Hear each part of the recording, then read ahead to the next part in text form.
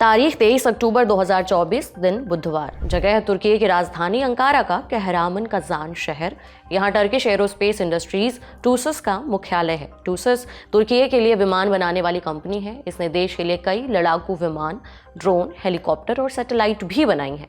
शाम के करीबन 4 बजे 2 लोग एक टैक्सी में सवार होकर यहाँ पहुँचते हैं। टैक्सी से एक शख्स निकलकर टूसस के मुख्यालय की तरफ बढ़ता है और बम ब्लास्ट करता है। तभी टैक्सी में बैठा दूसरा शख्स निकलकर अंधाधुंध फायरिंग करने लगता है। ये मुठभेड़ कुछ देर चलती है। टर्किश स्पेशल फोर्स के सैनिक दोनों हमलावर को मार गिराते हैं। फिर लाशों की गिनती शुरू होती है। इस पूरे कांड में हमलावर सहित 7 लोग मारे जाते हैं और 22 लोग घायल होते हैं। कुछ देर बाद देश के गृह मंत्री अली येरलिकाया कहते हैं, देश में आतंकी हमला हुआ है। Ankara Kazan ilçemizde yerli ve milli savunma sanayimizin göz bebeği TUSAŞ'a maalesef 15-26'da bir terör saldırısı olmuştur. अब इस मामले में तुर्की की सरकार का भी बयान आ गया है। वो इस हमले के लिए कुर्दिस्तान वर्कर्स पार्टी PKK को कसूरवार ठहरा रही है। तुर्की ने इस हमले के बाद सीरिया और इराक में PKK के कुछ ठिकानों पर हवाई हमले भी किए हैं। PKK को तुर्की, अमेरिका और यूरोपियन यूनियन EU ने आतंकी संगठन घोषित किया है। इससे पहले भी ये कई बार तुर्की पर आतंकी हमले कर चुकी है। ये हमला ऐसे समय में हो रहा है जब राष्ट्रपति Recep Tayyip Erdogan BRICS summit में हिस्सा लेने रूस गए हुए हैं और इस्तांबुल में हथियारों की एक बड़ी प्रदर्शनी चल रही है, जिसमें हिस्सा लेने यूक्रेन के विदेश मंत्री आए हुए हैं। इस वजह से पूरे देश में हाई अलर्ट जारी कर दिया गया है। तो आज के शो में हम जानेंगे तुर्की में हुए आतंकी हमले की कहानी, PKK की तुर्की से क्या दुश्मनी है और तुर्की इस हमले का जवाब कैसे दे रहा है। नमस्कार, मेरा नाम उपासना है और आप देख रहे हैं लल्लन टॉप का अंतर्राष्ट्रीय खबरों से जुड़ा रोजाना का कार्यक्रम दुनियादारी, जहां आज चर्चा तुर्की में हुए आतंकी हमले की। Brought to you by Sensodyne K, Haier and I10. SLS और पैराबेन गॉन, तो उसका करंट ऑन। What then? इसके पोटेशियम आयंस करी ट्यूब का करंट गॉन, लाइफ का करंट ऑन। सबसे पहले बेसिक क्लियर कर लेते हैं, कौन है कुर्द। कुर्द एक जाति का नाम है। इसमें अलग अलग धर्म के लोग शामिल हैं। सबसे ज्यादा सुन्नी मुसलमान हैं। दुनिया में इनकी आबादी करीबन 3 करोड़ है। उनके पास अपना कोई देश नहीं है।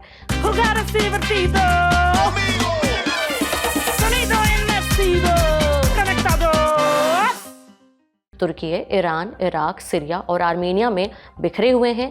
इन्हीं कुर्द लोगों में से एक अब्दुल्ला ओजलान नाम के एक नौजवान ने कुर्दिस्तान वर्कर्स पार्टी यानी PKK की नींव रखी। PKK कुर्द लोगों के लिए एक अलग मुल्क कुर्दिस्तान बनाने की मांग करती है। कई बार इसे ग्रेटर कुर्दिस्तान नाम से भी बुलाया जाता है। अब यह कुर्दिस्तान कहाँ बनेगा?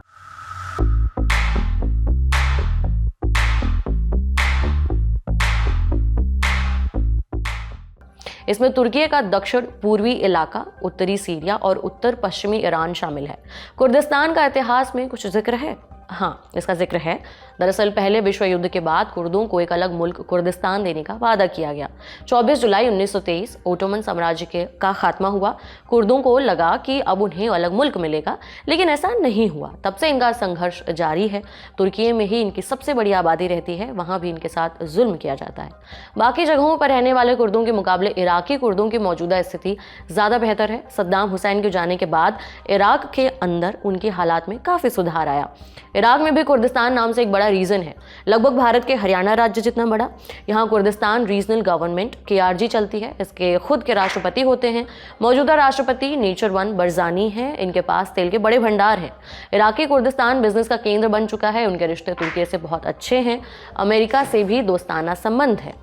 इराकी कुर्दिस्तान का PKK से कोई संबंध नहीं है। वो PKK के आतंकी हमलों की निंदा करते रहते हैं। 23 अक्टूबर वाले हमले की भी निंदा राष्ट्रपति नेचरवन बरजानी ने की है। सितंबर 2017 में इराकी कुर्दिस्तान में स्वतंत्रता के लिए जनमत संग्रह हुआ था, जिसमें 92% लोगों ने अलग देश की मांग की थी। इस जनमत संग्रह को इराक की सरकार ने असंवैधानिक कहकर खारिज कर दिया था। इसके बाद इराक ने कुर्द क्षेत्र में सुरक्षा बल तैनात कर दिए, जिसके बाद इस मुद्दे को बातचीत से सुलझाया जा रहा है। ये तो हुई कुर्द और कुर्दिस्तान की बात। अब कुर्दिस्तान वर्कर्स पार्टी PKK की कहानी जान लेते हैं। साल 1978 में अब्दुल्ला ओजलान ने कुर्दिस्तान वर्कर्स पार्टी की नींव रखी। ओजलान सेना में जाना चाहता था लेकिन उसका दाखिला नहीं हो सका। आरोप है कि कुर्द होने की वजह से उसे एंट्री नहीं मिली और इसी से नाराज होकर उसने पीकेके की स्थापना की। इसका पहला सम्मेलन एक चाय की दुकान में हुआ। 1980 के दशक में पीकेके ने हिंसा का रास्ता चुना। उसी समय तुर्की में सैन्य तख्ता पलट हुआ था। उससे पहले ही ओजलान भागकर सीरिया चला गया। वो वहीं से पीकेके को ऑपरेट करने लगा। हिंसा कायम रही, हजारों की संख्या में लोग मारे जा रहे थे। फिर 1999 में ओजलान केन्या में पकड़ा गया। उसे तुर्की लाया गया, मौत की सजा सुनाई गई। इसके विरोध में जबरदस्त दंगे हुए। ओजलान ने पीकेके को तुर्की छोड़ने के लिए कहा। जेल से ही संघर्ष विराम का इशारा भी किया। फरवरी 2002 में पीकेके और सरकार के बीच संधि हुई। संघर्ष विराम पर समझौता बना। उसी बरस तुर्की ने अपने यहाँ मौत की सजा का प्रावधान खत्म कर दिया। फिर ओजलान को भी छूट मिल गई। उसकी सजा आजीवन कारावास में बदल गई। माना जा रहा था कि ओजलान के जेल जाते ही पीकेके खत्म हो जाएगी, लेकिन ऐसा नहीं हुआ। 2004 में उन्होंने समझौता तोड़ दिया, हमले शुरू कर दिए। 2013 में फिर से संघर्ष विराम समझौता हुआ, लेकिन 2 बरस बाद ही ये समझौता भी टूट गया। हिंसा जारी रही। इंटरनेशनल क्राइसिस ग्रुप की रिपोर्ट के मुताबिक जुलाई 2015 से जुलाई 2023 के बीच चली लड़ाई में 6,500 से ज्यादा लोग मारे जा चुके हैं। इनमें से 614 आम नागरिक हैं, जबकि लगभग 1,500 सिक्योरिटी फोर्स का हिस्सा थे। शुरुआत से देखा जाए तो हिंसक संघर्ष में 1984 से अब तक 40,000 से ज्यादा लोग मारे जा चुके हैं। 2018 में अर्दवान में पीकेके के खिलाफ ऑपरेशन ऑलिव ब्रांच चलाया। उस समय कहा गया कि उसके बाद से पीकेके खत्म हो गई है। ऐसे ही दावे पहले भी कई बार किए गए थे, लेकिन उसके बाद भी पीकेके के हमले का सिलसिला चलता रहा। आखिरी बड़ा हमला 30 सितंबर को तुर्की की संसद के पास हुआ। उसके बाद भी तुर्की ने सीरिया में पीकेके के ठिकानों पर हमला किया था और करीबन 20 ठिकाने नष्ट करने का दावा किया। पीकेके का मौजूदा लीडर अब्दुल्ला ओजलान ही है। वो 1999 से जेल में बंद है। तुर्की उसे आतंकी मानता है, लेकिन बीच बीच में उसे जेल से रिहा करने की मांग उठती रहती है। 22 अक्टूबर को ऐसी ही मांग देवलेट बहचेली ने की। वो नेशनलिस्ट मूवमेंट पार्टी के नेता हैं, अर्दवान के साथ सरकार में समर्थन देते हैं। उन्होंने कहा कि अगर ओजलान हिंसा खत्म कर दे तो उसे पैरोल पर बाहर लाया जा सकता है। इतना ही नहीं, उसे संसद में आकर ये बात भी बतानी चाहिए। इस बयान के अगले ही दिन तुर्की में आतंकी हमला हुआ है और आरोप पीकेके पर लगे हैं। देवलेट बहचेली के इस बयान ने तुर्की में नई बहस को जन्म दे दिया है। हमने अंकारा यूनिवर्सिटी में प्रोफेसर उमैर अनस से पूछा, अर्दवान के सहयोगी ने ऐसा बयान क्यों दिया? इस बयान के क्या मायने हैं? देखिए, इधर पिछले 1 महीने से करीब ये कोशिश हो रही है कि जो कुर्दिश पॉलिटिकल पार्टीज हैं, जो एक्टर्स हैं, उनके साथ बैठकर बातचीत की जाए और जो एक बहुत दिनों से एक यहाँ पर वायलेंस वगैरह चल रहा है उसको रोका जाए। और जो कुर्दिश पॉपुलेशन है तकरीबन 15% है और बहुत ही इन्फ्लुएंशियल है। और अब्दुल्ला ओजलान को बहुत पहले यहाँ पकड़ा गया था, गिरफ्तार करके रखा गया है। और ये बात सही है कि जो टर्किश एजेंसीज हैं वो उनसे लगातार संपर्क में रहती हैं और वो उनको लगातार इस बात के लिए कन्विंस करती हैं कि अगर वो हिंसा छोड़ दें और मिलिटेंसी छोड़ दें तो उनके साथ बैठ के बातचीत की जाएगी। अब चूंकि जो कुर्दिश पॉलिटिकल पार्टी है वो 2 टुकड़ों में बट चुकी हैं। एक वो है जिसके लीडर अभी भी ओजलान है और दूसरे वो हैं जो अभी सीरिया में एक्टिव हैं। तो ये माना जाता है कि ओजलान जो है वो इस वक्त हिंसा को छोड़ने के लिए बिल्कुल तैयार हो चुके हैं और जो सीरिया में बैठे हुए जो कुर्दिश ग्रुप हैं वो हिंसा छोड़ने के लिए तैयार नहीं है।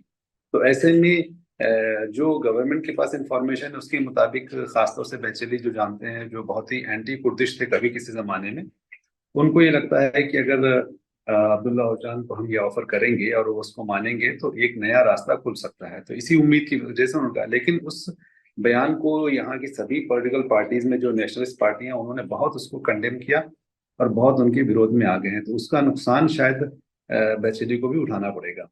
अब हालिया घटना के बारे में जान लेते हैं। जैसा हमने पहले बताया था, ये हमला टर्किश एयरस्पेस इंडस्ट्रीज TAI के मुख्यालय पर हुआ है। इसी कंपनी से बने ड्रोन का इस्तेमाल तुर्की की सरकार पीकेके पर हमले के लिए करती थी। इस हमले में 22 लोग घायल हुए हैं और 7 लोग मारे गए हैं। इनमें से 2 तो हमलावर ही थे। खबर यह भी है कि एक हमलावर महिला थी। अभी तक किसी भी संगठन ने इस हमले की जिम्मेदारी नहीं ली है, लेकिन तुर्की की सरकार पीकेके की तरफ इशारा कर रही है। Ankara Kazan ilçemizde yerli ve milli savunma sanayimizin gözbebeği TUSAŞ'a maalesef 15-26'da bir terör saldırısı olmuştur. Biri kadın, biri erkek olmak üzere 2 terörist etkisiz hale getirilmiştir. Maalesef değerli arkadaşlar. 4 şehidimiz bulunmakta. 14 yaralımız var. Yaralılarımızdan 3'ünün durumu ağır. Hep birlikte. Ve milli birliğimize, beraberliğimize, kardeşliğimize kim pusu kuruyorsa, ister terör örgütü olsun, ister organize suç örgütü olsun, şehir eşkıyası olsun, hiç durmadan, duraksamadan, azim ve kararlılıkla bunların da nefeslerini kesmekte kararlıyız. राष्ट्रपति Erdogan BRICS के लिए रूस गए हुए हैं। उन्होंने वहीं से हमले की निंदा की है। रूसी राष्ट्रपति व्लादिमीर पुतिन ने भी अपनी संवेदना व्यक्त की है। तुर्की नेटो का भी सदस्य है। नेटो के चीफ मार्क रूट ने भी हमले की निंदा की है। कहा है कि इस घड़ी में पूरा नेटो तुर्की के साथ खड़ा है। तुर्की में यूरोपीय यूनियन के प्रतिनिधिमंडल और अमेरिकी नेशनल सिक्योरिटी काउंसिल के प्रवक्ता जॉन किर्बी ने भी हमले की निंदा की है। तुर्की इस हमले का जवाब कैसे दे रहा है? तुर्की ने सीरिया और इराक में पीकेके के करीबन 32 ठिकानों को निशाना बनाया है। हमने प्रोफेसर उमैर अनस से पूछा, अभी तक किसी भी संगठन ने हमले की जिम्मेदारी नहीं ली है, मगर आरोप पीकेके पर लग रहा है। हालांकि अतीत में पीकेके इस तरह के हमलों में शामिल रहा है। उसका तुर्की की सरकार के साथ क्या झगड़ा है? देखिए, तुर्की की सरकार के साथ झगड़ा पीकेके का अब नहीं कुछ रहा है। अगर आप इस समस्या को 3 हिस्सों में बांट दें, एक जो उसका राजनीतिक है और एक उसका जो आर्थिक है और तीसरा जो कल्चरल है।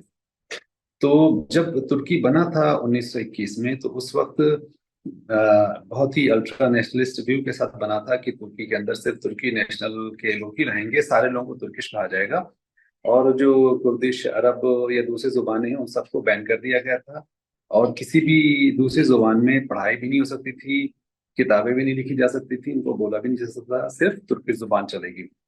तो इस वजह से जितने भी कुर्दिश इलाके में रहने वाले लोग थे, उनको ब्रिटेन ने किसी जमाने में वादा किया था कि हम आपको अलग राष्ट्र बना के देंगे, लेकिन वो बना के उन्होंने नहीं दिया, और वो उसका जो सेंटर था वो इराक में था, आज के तुर्की में नहीं था।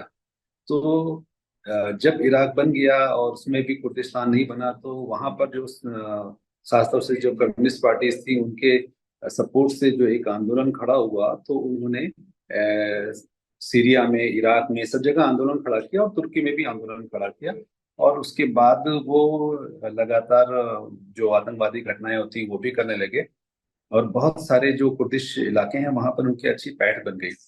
तुर्की के अंदर मजबूत सरकार नहीं थी, तो इस वजह से वो बहुत मजबूत होते चले गए, और वो एक संगठन के रूप में एक बहुत ही मजबूत सशक्त संगठन बन गए थे। ये कहना मेरा ख्याल है कि ऐसा कहना ठीक होगा। लेकिन पिछले 30-40 सालों में, खासतौर से एर्दोआन के आने के जमाने में, एर्दोआन ने ये, अगर आपको याद हो तो एर्दोआन जब आए सत्ता में, तो सबसे ज्यादा उनको कुर्दों के वोट मिले थे, क्योंकि उन्होंने वादा किया था कि वो कुर्दों के इलाके में सबसे ज्यादा काम करेंगे और कुर्दों के जो जुबान है उसको अलाउ करेंगे और कुर्दिश लैंग्वेज को प्रमोट करेंगे। तो उन्होंने वो सारे वादे पूरे कर दिए हैं, और आज कुर्दिश लैंग्वेज में टीवी चैनल भी है, कुर्दिश लैंग्वेज में स्कूल भी है, कुर्दिश लैंग्वेज में तकरीबन ये माना जाता है यहाँ पर करीब 150 मेंबर पार्लियामेंट हैं जो कुर्दिश बैकग्राउंड के हैं। 150 मेंबर पार्लियामेंट है 600 में से, तो एक बहुत बड़ा नंबर होता है।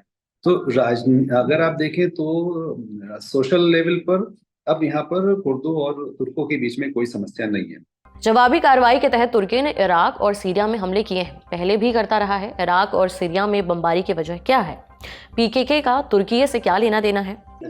इसमें ये देखना है कि जितने भी जो सबसे ज्यादा मजबूत कुर्दिश संगठन है, आतंकी संगठन है, वो सबसे ज्यादा सीरिया और इराक में बेस्ड है, जो इराक तुर्की के बॉर्डर पर है, और खासतौर जो किंदिल की पहाड़ियां हैं वहां पर बहुत उनके बेसिस हैं और बहुत उन्होंने बना रखा है, क्योंकि उसमें ज्यादा आबादी नहीं है, वहां कोई जाता नहीं, तो इस वजह से उनके बेस बहुत दिनों से वहीं पर हैं।